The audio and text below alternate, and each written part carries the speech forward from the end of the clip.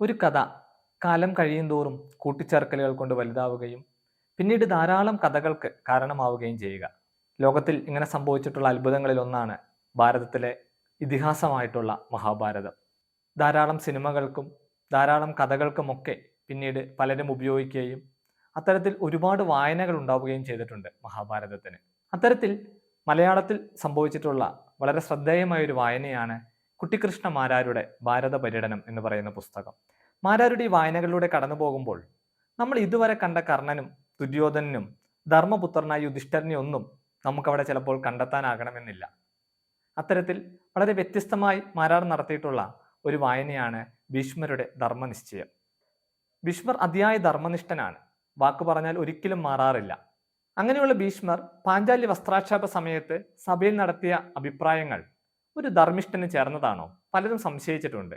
നമുക്കതൊന്ന് പരിശോധിക്കാം. കൗരവ പാണ്ഡവ യുദ്ധത്തിലേക്ക് നയിച്ച വളരെ ശ്രദ്ധേയമായ സംഭവങ്ങളിൽ ഒന്നാണ് പാഞ്ചാലി വസ്ത്രാക്ഷേപം. യുധിഷ്ഠിരൻ ഒരു ചൂതുകളി ഭ്രാന്തനായിരുന്നു. ചൂതുകളിച്ച് അദ്ദേഹം പലതും നഷ്ടപ്പെടുത്തി. ശകുനിയുമായുള്ള ആ ചൂതുകളിയിൽ പണയം വെച്ചതിൽ അദ്ദേഹത്തിന്റെ സഹോദരന്മാരും അദ്ദേഹത്തിന്റെ ഇന്ദ്രപ്രസ്ഥം എന്നറിയപ്പെടുന്ന രാജ്യവും എല്ലാം ഉണ്ടായിരുന്നു. എല്ലാം പണയപ്പെട്ട് കഴിഞ്ഞു എന്ന് ഉറപ്പായപ്പോഴാണ് ദുര്യോധനൻ തന്റെ കൂർമ്മ ബുദ്ധി കൊണ്ട് ദ്രൗപദിയെ ഈ സഭയിലേക്ക് കൊണ്ടുവരിക എന്നാവശ്യപ്പെടുന്നത്.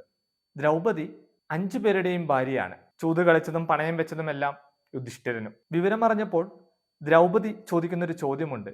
ഏതെങ്കിലും രാജാക്കന്മാർ ചൂത് കളിച്ച് സ്വന്തം ഭാര്യയെ പണയപ്പെടുത്തുമോ? നിങ്ങൾ പോയി ആ ചൂതുകളി ഭ്രാന്തനോട് ചോദിക്കുക. നിങ്ങൾ സ്വയം പണയപ്പെടുത്തിയതിന് ശേഷമാണോ എന്നെ പണയപ്പെടുത്തിയത്? ഇതിന് ഉത്തരം തേടി വാ, എന്നിട്ടാകാം ഞാൻ സഭയിലേക്ക് വരുന്നത്. ഇത് സഭയിൽ അറിയിച്ചപ്പോൾ ദുര്യോധനൻ വിടുന്ന മട്ടില്ല. ദുര്യോധനൻ നിർബന്ധം. ദ്രൗപദി ഇത് നേരിട്ട് വന്ന് യുധിഷ്ഠിരനോട് ചോദിക്കട്ടെ, നമ്മൾക്കും ഇത് കേൾക്കാമല്ലോ.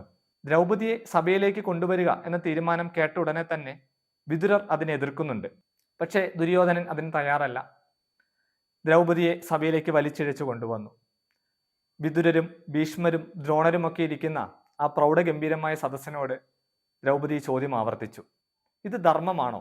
ഒരു രാജാവ് സ്വന്തം ഭാര്യയെ പണയപ്പെടുത്തുക, അതും ഒരിക്കൽ പണയപ്പെട്ട ഒരാൾ. എന്താണ് നിങ്ങൾക്ക് ഇതിൽ പറയാനുള്ളത്? ദുര്യോധനെ ഭയപ്പെടുന്ന സഭയാണ്.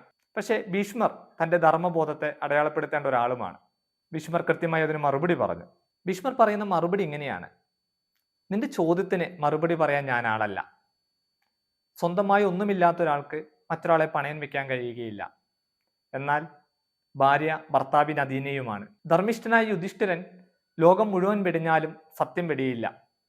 യുധിഷ്ഠിരൻ താൻ പണയപ്പെട്ടുവെന്ന് സമ്മതിച്ചും കഴിഞ്ഞു. ആ സമയത്ത് ദുര്യോധനന്റെ സഹോദരന്മാരിൽ ഒരാളായ വികർണൻ ദുര്യോധനെ എതിർക്കുന്നുണ്ട്. കാരണം ദ്രൗപദി പണയപ്പെട്ടിട്ടില്ല എന്ന് കൃത്യമായി വികർണൻ പറയുകയും ഒരിക്കൽ പണയപ്പെട്ട രാജാവിന് തന്റെ ഭാര്യയെ പണയം വെക്കാൻ കഴിയുകയില്ല എന്നതാണ് താൻ ധർമ്മമായി കരുതുന്നതെന്നും ആ സഭയിൽ വന്ന് പറയുന്നുണ്ട്. പക്ഷെ ഇതൊന്നും ദുര്യോധനനെ ഇതിൽ നിന്ന് പിന്തിരിപ്പിക്കാൻ പ്രേരിപ്പിക്കുന്ന ഘടകങ്ങളല്ല. ഇവിടെ കർണനും ദുര്യോധനൊപ്പം കൂടി 5 പേരെ ഭർത്താക്കന്മാരാക്കി വെച്ച ഇവൾ കുലട തന്നെ എന്നും പറഞ്ഞു. ആ സഭയിൽ വെച്ച് ദുര്യോധനൻ പറഞ്ഞു, പാണ്ഡവരുടെയും ദ്രൗപദിയുടെയും വസ്ത്രങ്ങൾ വാങ്ങിവെക്കൂ. പാണ്ഡവർ തങ്ങളുടെ ഉത്തരീയം അഴിച്ചു വെച്ചു. ദുര്യോധനന്റെ വാക്ക് കേട്ട് ദുശ്ശാസനൻ ദ്രൗപദിയുടെ വസ്ത്രങ്ങൾ വലിച്ചഴിക്കാൻ തുടങ്ങി. ദ്രൗപദി കൂടുതൽ രോഷാകുലിയായി. വീണ്ടും ദ്രൗപദി ചോദിച്ചു, ഭീഷ്മദ്രോണാദികളെ, നിങ്ങൾ പറയൂ, ഈ ചെയ്യുന്നത് ധർമ്മമാണോ? മഹാന്മാരായ ഭീഷ്മരും ദ്രോണരും വീരന്മാരായ അർജുനനും കർണനുമൊക്കെ ഇരിക്കുന്ന സദസ്സിൽ ഒരു സ്ത്രീയുടെ വസ്ത്രം അവർ വലിച്ചഴിക്കുകയാണ്. ഭീഷ്മർക്ക് അതിനൊരിക്കൽ കൂടി മറുപടി പറയേണ്ടി വന്നു. ഈ ലോകത്തിൽ മഹാത്മാക്കൾക്ക് പോലും ധർമ്മം എന്താണെന്ന് പറയാൻ എളുപ്പമല്ല.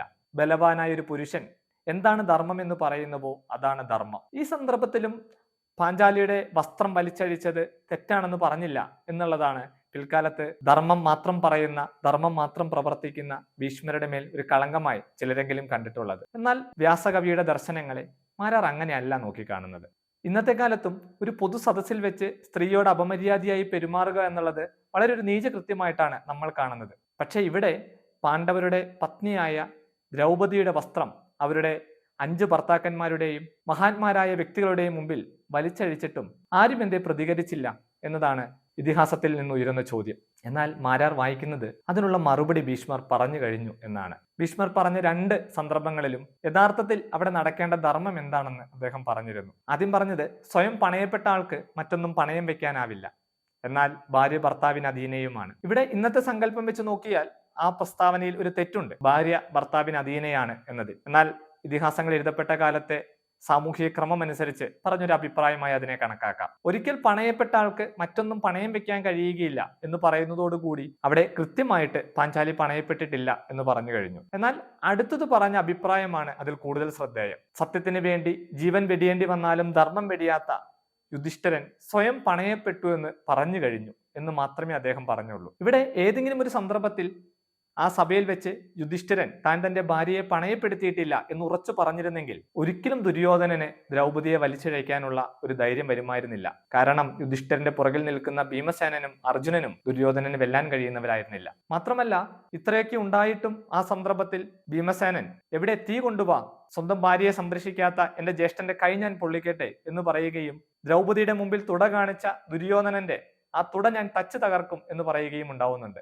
അർജുനൻ തടഞ്ഞതുകൊണ്ട് മാത്രമാണ് ആ ഒരു അവസരത്തിൽ ഭീമസേനൻ അടങ്ങുന്നത്. ഭീമസേനന് ദ്രൗപദിയോടുള്ള സ്നേഹം പ്രത്യേകം പറയേണ്ടതില്ലല്ലോ. ഇങ്ങനെയുള്ള അവസരത്തിൽ താൻ സ്വയം പണയപ്പെട്ട് കഴിഞ്ഞു, തന്റെ ഭാര്യയും പണയപ്പെട്ട് കഴിഞ്ഞു എന്നൊരാൾ വിചാരിക്കുന്നിടത്ത് അതിനപ്പുറത്ത് ഒരു ധർമ്മ ചർച്ച നടത്തേണ്ട ഇടമല്ല അത് എന്ന് ഭീഷ്മർക്ക് തോന്നിയിട്ടുണ്ടാകണം. കാരണം ഭീഷ്മരും ദുര്യോധനനുമൊക്കെ ധർമ്മത്തെക്കുറിച്ച് ചർച്ച ചെയ്ത് അവിടെ തോന്നുന്ന ശരിയായ ധർമ്മത്തിലേക്ക് എത്താൻ കൂടിയൊരു സഭയല്ലല്ലോ അത്.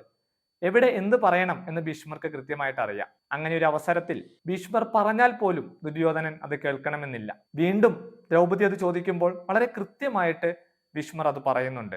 ബലവാനായ ഒരു പുരുഷൻ എന്ത് ധർമ്മം എന്ന് പറയുന്നോ അതാണ് ധർമ്മം എന്ന് മറ്റുള്ളവർ വിചാരിക്കുന്നു എന്ന്. ഏതെങ്കിലും ഒരു സമയത്ത് യുധിഷ്ഠിരൻ സ്വയം തോന്നിയിരുന്നെങ്കിൽ ദ്രൗപദിയെ അപമാനിക്കാൻ വിട്ടുകൊടുക്കരുതെന്ന് ചിന്തിച്ചിരുന്നെങ്കിൽ ഉറപ്പായും അവിടെ വസ്ത്രാക്ഷേപം നടക്കുകയില്ലായിരുന്നു. മാരാർ ഒരു കാര്യം കൂടി കൂട്ടിച്ചേർക്കുന്നുണ്ട്. സത്യം പറഞ്ഞാൽ യുധിഷ്ഠിരന്റെ ഈ ധർമ്മനിഷ്ഠ, വ്യക്തമായി പറഞ്ഞാൽ ബലഹീനമായ ഈ ധർമ്മനിഷ്ഠ, അതാണ് നമ്മൾ പിന്നീട് കണ്ട വലിയ യുദ്ധത്തിലേക്ക് വഴിതെളിച്ചത് എന്ന്. കാരണം തന്നെ ആ സഭയിൽ വെച്ച് അപമാനിച്ചവരുടെ പരാജയം കാണാതെ ഇനി ഞാൻ മുടി കെട്ടില്ല എന്നുള്ള ദ്രൗപദിയുടെ വാശിയാണ് വർഷങ്ങൾക്ക് ശേഷം ദിവസങ്ങളോളം നീണ്ടുനിന്ന ആ മഹായുദ്ധത്തിലേക്ക്, ഭാരത യുദ്ധത്തിലേക്ക് വഴിതെളിക്കുന്നത്. അപ്പോഴും പ്രതികരിക്കേണ്ട സമയത്ത് വേണ്ട വിധത്തിൽ പ്രതികരിച്ചിരുന്നെങ്കിൽ, അനാവശ്യമായ ധർമ്മബോധം മാറ്റിവെച്ചിരുന്നെങ്കിൽ ഒരുപക്ഷെ പിന്നീട് യുദ്ധത്തിലേക്ക് പോകുമായിരുന്നില്ല എന്നുകൂടി വായിച്ചിട്ടാണ് മാരാർ ഭീഷ്മരുടെ ധർമ്മനിശ്ചയത്തെക്കുറിച്ചും പറയേണ്ട സമയത്ത് കൃത്യമായി പറയുകയും യുദ്ധത്തിന്റെ അവസാനം വരെയും പാണ്ഡവരുടെ ധർമ്മത്തിനോടൊപ്പം ഉറച്ചു നിൽക്കുകയും ചെയ്ത ഭീഷ്മരെ കുറിച്ച് ഈ അധ്യായത്തിൽ പറഞ്ഞു നിർത്തുന്നത്. മഹാഭാരതത്തിലെ ശക്തമായ സ്ത്രീ കഥാപാത്രങ്ങൾ ഒരാളാണ് ദ്രൗപദി. ദ്രൗപദിക്ക് അന്ന് സഭയിൽ വെച്ചുണ്ടായ ആ അപമാനത്തിന്റെ പുറകിൽ ദ്രൗപദിയോട് വളരെ മോശമായി പെരുമാറിയ കൗരവപക്ഷവും അതിനു മുൻപിൽ നിശബ്ദരായിരുന്ന പാണ്ഡവപക്ഷവും തുല്യ പങ്കാളികളാണ്. മഹാന്മാരുണ്ടായിട്ടും സ്ത്രീക്കെതിരെയുള്ള ആ മോശം പ്രവൃത്തിയെ ശക്തമായി നിശിതമായി വിമർശിക്കാനോ അതിനെതിരെ പറയാനോ ഒന്നാരും തുനിയുന്നില്ല. തിരിഞ്ഞു നോക്കിയാൽ പിന്നീടുണ്ടായ ആ വലിയ യുദ്ധത്തിന്റെ പുറകിൽ അന്ന് ദ്രൗപദി അനുഭവിച്ച മനോവേദനയും അപമാനവും ഒക്കെ കാരണമായി എന്ന് പറയാം. ഇങ്ങനെ മഹാഭാരതത്തിൽ ഒളിഞ്ഞുകിടക്കുന്ന ഒരുപാട് ചെറിയ സംഭവങ്ങളുടെ മനോഹരമായ വായനയാണ് ഭാരത പര്യടനം. അതിലൊരിടത്ത് പറഞ്ഞു വെക്കുന്നുണ്ട്, ഈ ലോകത്തിൽ നല്ല യുദ്ധം മോശം യുദ്ധം എന്നൊന്നില്ല. പലപ്പോഴും കുരുക്ഷേത്ര യുദ്ധത്തെ നമ്മൾ ധർമ്മയുദ്ധം എന്ന് വിശേഷിപ്പിക്കാറുണ്ടല്ലോ.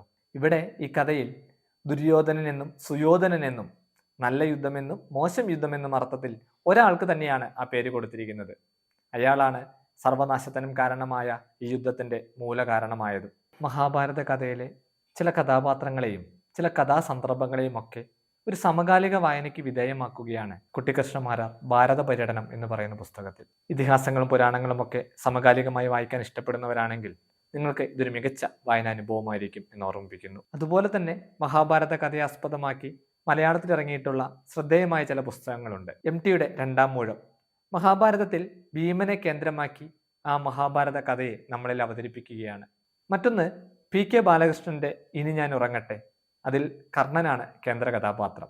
ഇങ്ങനെ ഇന്നും കാലത്തെ അതിജീവിച്ചുകൊണ്ടുള്ള വായനകളിൽ മഹാഭാരതവും അതിലെ കഥാപാത്രങ്ങളും ഒക്കെ നമ്മുടെ മുമ്പിലുണ്ട്. ഇന്ന് കൽക്കി പോലുള്ള സിനിമകൾ, അതിനെ തുടർന്ന് ഇനി വരാനിരിക്കുന്ന സിനിമകൾ മഹാഭാരത കഥയിലെ ചില കഥാസന്ദർഭങ്ങളെയും കഥാപാത്രങ്ങളെയും ഒക്കെ പുനഃസൃഷ്ടിച്ചുകൊണ്ടിരിക്കുന്നു. ഇനിയും കാലങ്ങളോളം നീണ്ടു നിൽക്കുന്ന ഒരു വായനയായി മഹാഭാരതം ഒരു ഇതിഹാസമായി തുടരും എന്ന് നമുക്കും പ്രതീക്ഷിക്കാം. അപ്പോൾ മറ്റൊരു വിഷയവുമായി നമുക്ക് അടുത്ത വീഡിയോയിൽ കാണാം.